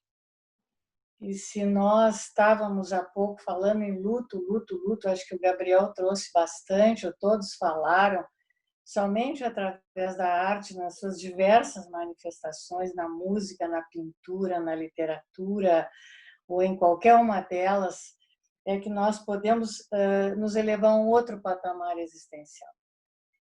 Eu acho que isso tem sido, talvez, o consolo, né, dessa pandemia, o consolo desse confinamento, o consolo desse tempo em suspensão que nós estamos vivendo, é realmente poder aproveitar, usufruir. Inclusive, tem possibilidades de fazer tours por todos os museus, quer dizer, nós podemos ter... Eu recebo todos os dias, a Ópera de Paris oferece as óperas inteiras para a gente assistir em todos os momentos, ou Metropolitan Opera House, ou todos eles, né? Então, eu acho que isso faz com que a gente possa realmente respirar, meio que sorver um ar, né? Que dá um certo alívio para essa tristeza, para esse momento de luto e de desespero que a gente vive. Muito boa pergunta. Gabriel? Isso. Obrigada, Marisa. Gabriel? Eu concordo integralmente com o que o Cláudio e a Marisa disseram, só queria chamar a atenção para um outro aspecto que eu acho que é tão ou mais fundamental que esse, para que a gente de certo modo, não naufrague de realidade, como dizia o Nietzsche, né, Marisa, que é a arte que impede que a gente se afogue na realidade. Mas há um outro aspecto que eu acho que é fundamental, que nesse momento é sobretudo fundamental, que é o papel da experiência estética na construção daquilo que o Aristóteles e os medievais chamavam de imaginação moral, que é um elemento absolutamente fundamental e que, de novo, nós, de certo modo, fomos perdendo. Ou seja, o fato de que é absolutamente essencial para que nós tenhamos algo como, hoje se banalizou esse tipo de termo, mas empatia e qualquer outra coisa do gênero, que nós, de certo modo, eduquemos a nossa imaginação moral. E não tem nada de muito mágico nisso, é uma coisa bem simples que o Aristóteles dizia, é o seguinte: olha, dada que a nossa vida é finita, o nosso conjunto de experiências pessoais, né, de experiências em primeira pessoa, é obviamente igualmente finito. Só que o que nós temos que fazer, então, para que nós possamos expandir a nossa compreensão de experiências as quais nós não viveremos em primeira pessoa? O Aristóteles e os medievais já falavam, ora, educar a nossa imaginação moral. E como a gente faz isso? Como que a gente aumenta o repertório de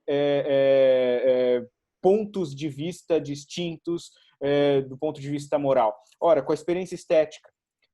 Como dizia o Cláudio e a Marisa, com filmes, com literatura, com teatro, com música, ou seja, só à medida em que nós educamos a imaginação moral, nós temos repertório para nos colocarmos em diversos pontos de vista distintos. Ou seja, então, não meramente, queria simplesmente ressaltar um segundo aspecto, que não meramente, então, na tarefa de sobreviver ou de resistir a esse tipo de tempo, mas também de alguma maneira de sair melhor do outro lado, ou seja, de expandir ou de educar a nossa imaginação moral. Ela passa fundamentalmente pela experiência estética.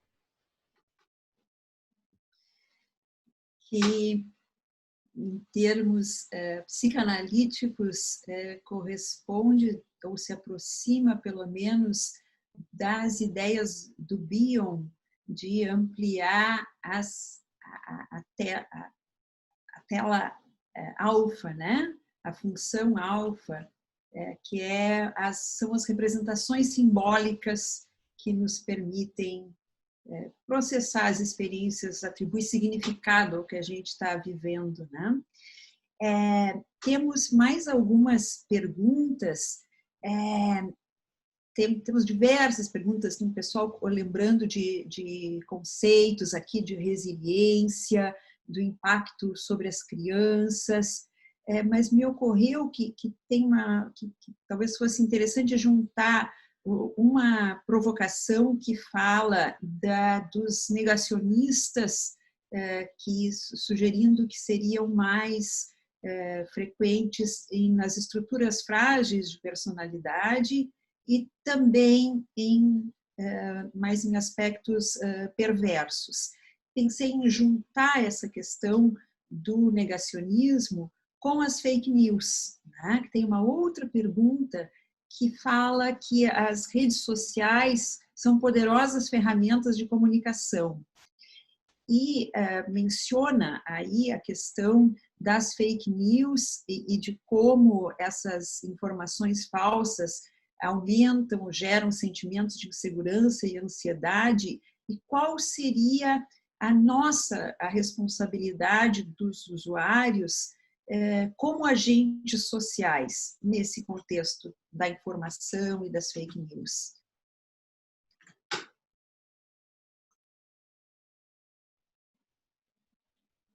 Cláudio?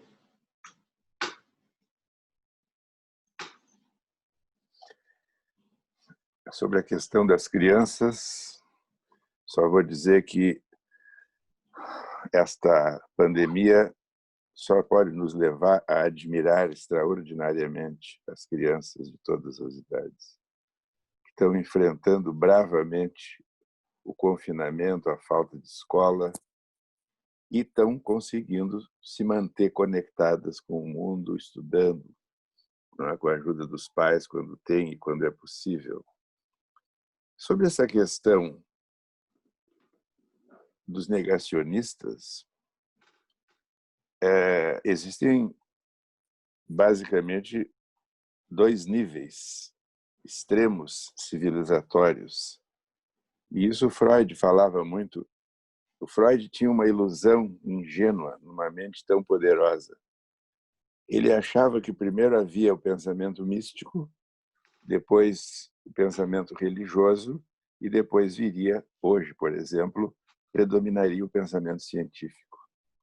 Né? Ledo e ivo engano. O pensamento científico é relativamente importante, mas existe em vários países, não só neste, bastiões negacionistas, por exemplo, sobre a teoria da evolução do Darwin, não é? Ou sobre a questão de que a Terra não seria redonda, mas seria plana, como fez o Bonner, num dos seus jornais nacionais. E eu acho que isso é uma coisa muito preocupante, porque são níveis civilizatórios inferiores. É uma educação defeituosa, é uma educação totalmente comprometida por uma visão da religião estreita, não o aspecto consolador, o aspecto moral, o aspecto de dominação que muitas religiões, especialmente as no nível fanático e primitivo, que são todas quando vão para esse extremo, têm. Então, eu acho que existe o negacionismo, assim como existe o negacionismo grotesco de que não há necessidade de fazer isolamento, não há necessidade de usar máscara. Nós temos aqui, todos os dias, nos nossos jornais, os exemplos mais lamentáveis. O problema das fake news é que eu acho que aí nós entramos no terreno, né, que não tem muito a ver com a psicanálise, nem com a filosofia, tem a ver com a Polícia Federal, né? Tem a ver com é um crime, né? É uma atividade criminosa e a gente sabe que existem aparelhos, eu não estou me lembrando do nome agora, mas eu já li várias descrições, são aparelhos que reproduzem uma notícia falsa ad infinitum. Por exemplo, a eleição do Trump foi resultado de uma série de manipulações dos hackers provenientes da Rússia e de outros lugares. E existe, nesse momento, a possibilidade de detonar personalidades. Como nós temos visto, várias pessoas do governo são robôs. A Marisa mandou a cola aqui. Obrigado. São robôs que espalham. Ministros que são detonados. E a gente vê coisas grotescas, como, por exemplo, uma pessoa, né, alinhada com o governo que, de repente, discorda, vira comunista. Então, eu diria que faz parte da evolução ou da falta de evolução. Em momentos assim como este, tende a haver uma regressão.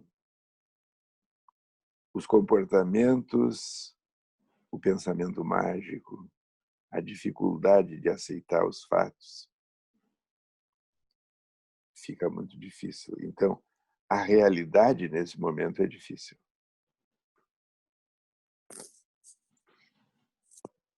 Obrigada, Marisa.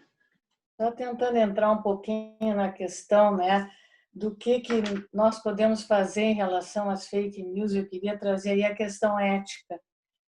Eu acho que uma das coisas necessárias, se nós temos esse cuidado conosco e com os outros, é filtrar a informação, é não repetir, é verificar o fundamento, é ver a legitimidade da informação, é conter a reprodução. Seria, se isso fosse feito de maneira, né, geral, nós conseguiríamos diminuir esse impacto. Não levianamente reenviar, né, não levianamente não analisar o que está sendo dito. Se não tem certeza, não manda. Eu acho que seria eticamente um bom procedimento para poder, de alguma forma, segurar, não é, esse poderoso material, essa poderosa ferramenta que é a rede social. Né? Eu acho que seria um comportamento ético. Mais alguém gostaria de comentar? Paulo?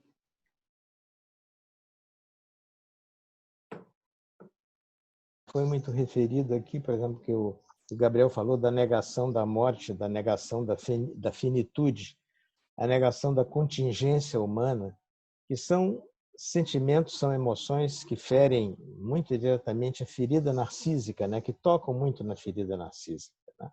Tocam muito no narcisismo, né? Não há nada mais doloroso do que o desmoronamento do narcisismo, da onipotência, do senso de onipotência. Bom, então, diante desse risco do desmoronamento da sensação da finitude, do abandono, né, que se conseguirem ser superados, engrandecem o homem, quer dizer, então tornam o homem, devolvem ao homem a sua dimensão humana, mas existe uma impossibilidade, muitas vezes, de se chegar a isso, e aí se apelam para todos os mecanismos de negação, todos possíveis, né? E a nossa sociedade oferece muitas vezes, cada vez mais assim, um mercado livre assim de soluções para isso, né? De soluções fáceis, né? Infelizmente, nos nossos consultórios de terapeuta, né? Quer dizer, quantas vezes, digamos assim, então, nós vemos nos nossos consultórios buscas de soluções mágicas, quer dizer, buscas de respostas imediatas, respostas assim que satisfaçam e não que desafiem o narcisismo nem a onipotência, mas pelo contrário, né? Que reforcem esse sentimento de narcisismo e de onipotência. Quer dizer, então, essa busca de pseudo-soluções, né? E depois nós vemos aí os paraísos falsos, artificiais, o consumismo, as drogas, não é? E uma série de ofertas aí de coisa, aquele sentimento religioso infantilizado, né? E que, ao invés da religião se transformar num veículo do homem assumir a sua integridade e o seu enfrentamento, digamos assim, diante da finitude da contingência, não. É como se fosse uma religiosidade para impedir que o homem se torne imortal, para impedir, digamos assim, o enfrentamento com a finitude e o desamparo. E eu acho que as fake news, apesar de ser um caso de polícia, como disse o Cláudio, alimentam muito essa linha, digamos assim, da negação também, essa linha assim da relativização, da negação, da falsidade. Era isso. Gabriel? Muito rapidamente sobre isso, mais do que propriamente falar sobre o negacionismo, eu quero recomendar, há 10 dias eu publiquei um artigo no jornal Estado de São Paulo, eu coloquei o link ali no chat para todo mundo, justamente sobre entre cientificismo e negacionismo. Eu acho que essa reflexão me é muito cara e eu acho que ela é muito importante ser feita. Agradeço a pergunta e eu acho que ela merece um tratamento detido, assim, é tema até para um outro encontro, mas tomo a liberdade de indicar, de recomendar a vocês o artigo cujo link eu coloquei ali no chat. Muito obrigada.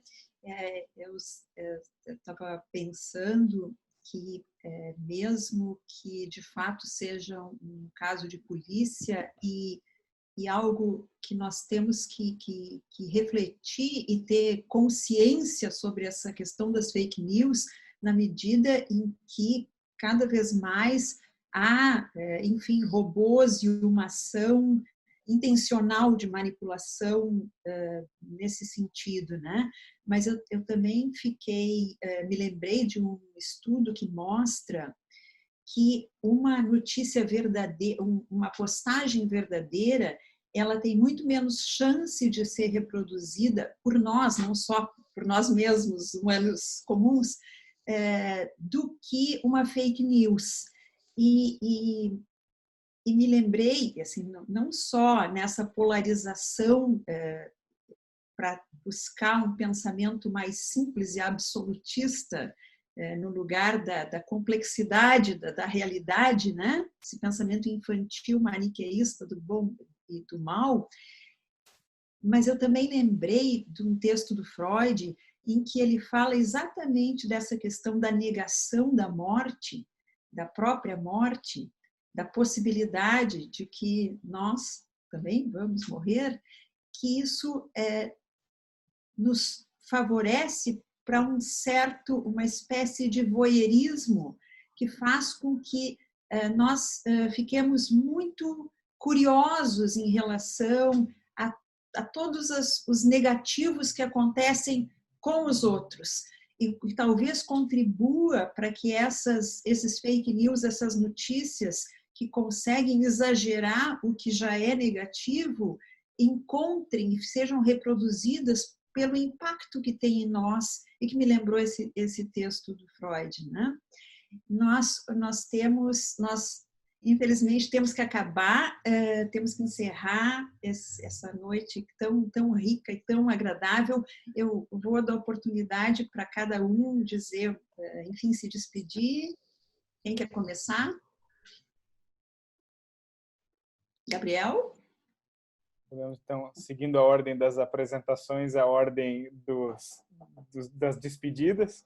Então, agradeço imensamente à PRS pelo convite e pela excelente oportunidade, pela excelente iniciativa. Se tem uma coisa que, de fato, está sendo enriquecedora nesses tempos, é a possibilidade de cada vez mais esse tipo de discussão, esse tipo de conversa tão qualificada. Então, parabéns à PRS pela iniciativa e obrigado mais uma vez pelo convite. Foi um prazer, como todas as vezes. Boa noite para vocês, para todo mundo. Muito obrigada, Gabriel. Marisa? Bom, eu também só tenho a agradecer o convite, que muito me honrou, a oportunidade de pensar sobre esse assunto também, de estar aqui com os colegas, ouvindo a opinião de todos e as perguntas. Foi muito rico, foi muito bom. Muito obrigada. Cláudio, obrigada, Marisa. Cláudio?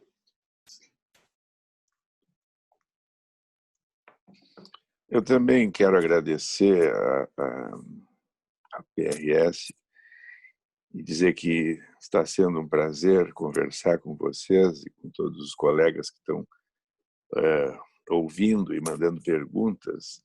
Eu queria fazer um último comentário que me impressionou muito a forma como a comunidade psicanalítica, psiquiátrica, psicológica, psicoterápica reagiu. Houve uma rápida mobilização e em poucos dias todos já estavam atendendo em casa.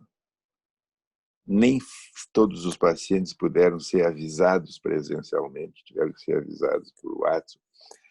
E está havendo uma possibilidade de trabalhar analiticamente, psicoterapicamente, e com todas as limitações, não é a mesma forma de análise, está se conseguindo levar adiante esse trabalho. Mas, além disso, as instituições da área psicológicas, psiquiátricas, psicanalíticas, estão mostrando uma capacidade de reação. E aí alguém mencionou a resiliência. Uma resiliência, uma adaptabilidade e uma criatividade que eu acho que isso sim, entre outras coisas, naquela pergunta o que vai mudar, essa prontidão de reagir a desafios e a situações traumáticas talvez vá mudar muita coisa. Quantidade de discussões, webinários, trocas, como este e tantos outros, desde as instituições internacionais, né? IPA, FEPAL, FEBRAB, enfim.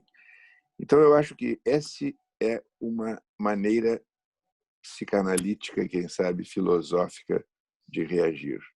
Usar a palavra como um instrumento criativo e de resistência.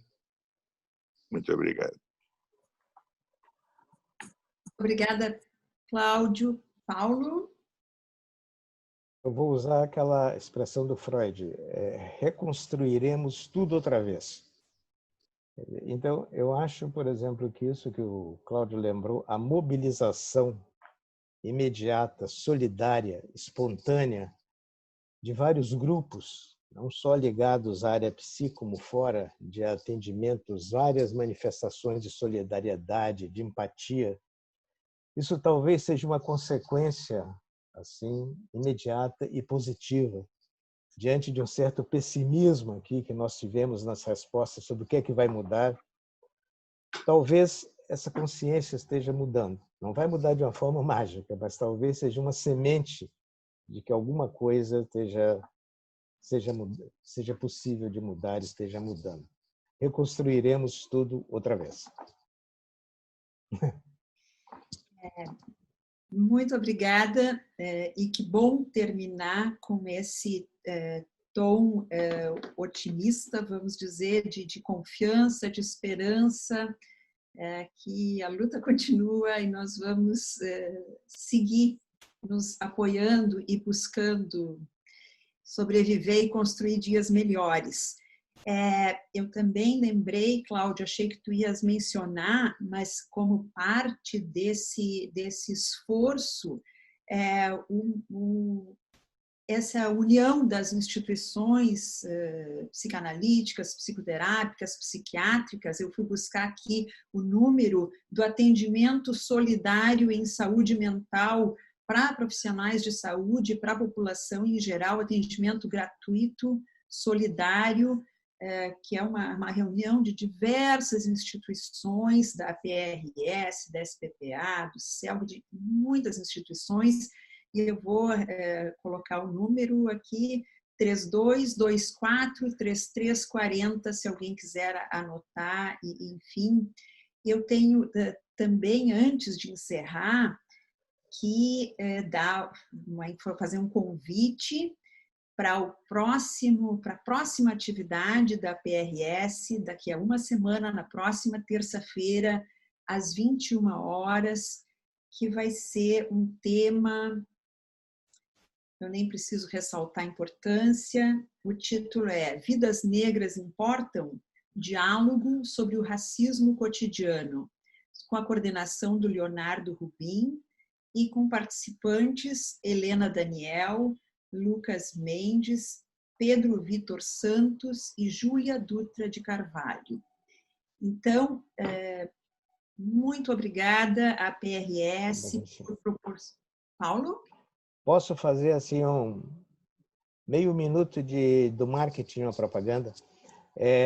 Nós inauguramos na Associação de Psiquiatria do Rio Grande do Sul o Núcleo de Estudos Interdisciplinares. É um núcleo de estudo onde nós pretendemos assim de que eventos como esse, interdisciplinares, o diálogo assim da psiquiatria, da psicanálise, com outras áreas do conhecimento, então tenham um espaço, tenham um lugar dentro da sociedade. Então, por favor, quem tiver ideias, sugestões sobre atividades interdisciplinares, entre em contato com a diretoria. Muito obrigado. Obrigada, Paulo, e que bom ver essa nossa capacidade humana, porque o ser humano é eros e thanatos. Nós temos, sim, um egoísmo, preconceitos, enfim, essa desigualdade de distribuição de renda. A nossa civilização, a nossa humanidade, ela tem uma série de falhas que essa pandemia representa, em alguma medida, uma oportunidade de reflexão e evolução, por mais que ela vá seguir provavelmente sendo lenta. Mas se o ser humano tem todas essas falhas e destrutividades, também tem essa capacidade criativa de criar coisas belas e de, enfim, buscar junto, se apoiar. Acabei de lembrar do Quintana, que eu tenho aqui, eu acho, um poeminha dele, que para encerrar, ele diz como é: esta vida é uma estranha hospedaria, de onde sempre se parte, quase sempre às tontas, pois nunca as nossas malas estão prontas e a nossa conta nunca está em dia. Então, muito obrigada a todos. O evento vai ficar gravado, vai ser disponibilizado pela PRS e resistiremos juntos. Um grande abraço, uma boa noite, obrigada, Gabriel, Marisa, Cláudio e Paulo, Andréia Poiastro, Flávio Chances, todo a PRS. Boa noite.